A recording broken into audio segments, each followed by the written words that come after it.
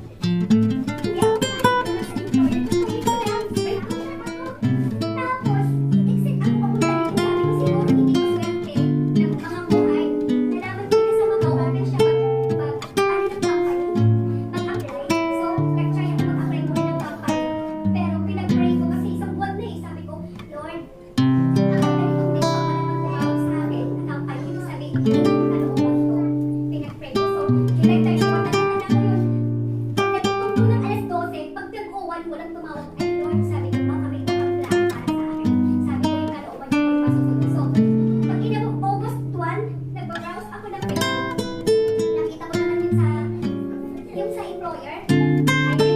Sabi ko, bigisin ako yung ano yung, before that, yung sa Cantonese, ako sa Cantonese Facebook, nakita ko yung there's Cantonese, ganyan. Tapos, message ko si Sister Rona na naanin ulit. Tapos, doon ako nag-start, pumunta sa Sanctuary, doon ako nag-start, nag-church, ganyan. Tapos, iba rin yung pananaw ko. Tapos, hanggang sa, hindi pa ano sa puso ko, alam mo, darating yung time na mararamdaman natin yung pag-ano talaga ni Lord para sa atin eh.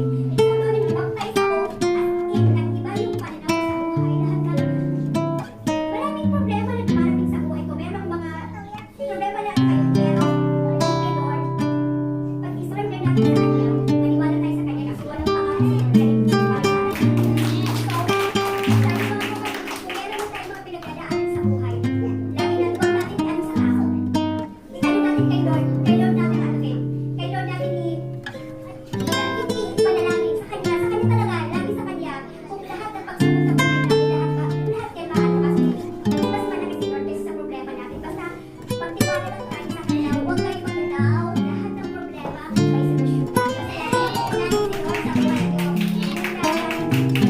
First, the kingdom of God and His righteousness, and all His things are added unto you. Yung pagkain ng buhay ko kaya thank you din sa sanctuary. As in, kaya kayo sa meron kayo sa problema, Lord. Kaya pa to. Alam ko na dyan kasi hindi mo ko papabayaan. So, kayo to, kayo pag mayroon kayo, lagi mo kailangan kayo. Kay Lord, ang kayo lagi mapagsahan. Walang imposible na gawin sa Kanya. Alam naman natin diba, ang tema ngayon is transformation beyond destination. Honestly, nagsusulat na ako na yung testimony ko. But, the fact is, parang ayoko mag-testimony. Nag-message ako kay Pastor na kagabi kasi nagbago lahat eh. Yung alam mo yung beyond expectation, hindi mo talaga ma-expect kung ano yung mangyayari sa'yo in the future. Kasi po, kagabi lang po, hindi na baba. Kay Marie, naging best friend ko siya kasi parang parehas kami ng ano. Naging single mom din ako. 21 na yung panganay ko, pero napaka-independent ko ng panganay ko. Nabuntis po ako, iniwan ako. Sabi ko, hindi ko naman deserve to. Ang laki lang ako, bakit ako iniwan? Pero, akala ko naman po, andyan po yung mga magulang ko. Basta, bilang po detective, nakadepende ko lang ako sa mga magulang ko, saka sa mga kapatid ng papa ko. Kasi, most of my family father's side, mga professional po. Kaya, parang, paano ko naman po sa akin kung meron pa problema at therapy. At sila po nagbibigay ng solusyon sa pera, sa pagmamahal, pag-ibig, love life. Parang wala po, parang, sige na po tawag nila sa akin. Kasi wala po akong nakikita problema. Dito lang po talaga na nag-upload akong first time. Parang nagbago po ang lahat sa likod. Nakasarap ko lang may freedom. May asawa na po ako sa ang anak namin. So, 1 plus 1, 6. Halatawa na ako. Lahat po normal. Pero, may sakit po yung asawa ko. Bakit? Opo, doon ko lang po nalaman na pala siya sa una. 5 years mas naliit. Pero, sabi ko, Lord, ito na siguro yung time para maiwasan ko na siya.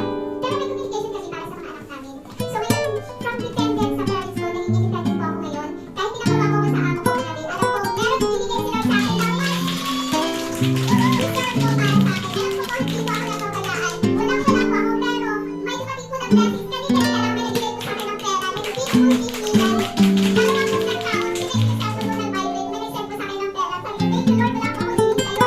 Ay, nung pag-yamas ko, Lord, sa ako, Lord, kayo na po bahala sa akin kung saan po ako pupunta sa boarding house ko, sa kaibigan ko. Pero nagiging po ako sa kaibigan ko. Yan po si Marie. Hindi ko best friend si Marie. Thank you po Lord, at hindi po tayo mawawala ng pag-asa. Ang galing po talaga ni Lord. Praise God, hallelujah, napakaganda po. Pinag-isipan po natin yung kapatid ng Panginoon. Ang diablo po is talagang lumalayo. Yun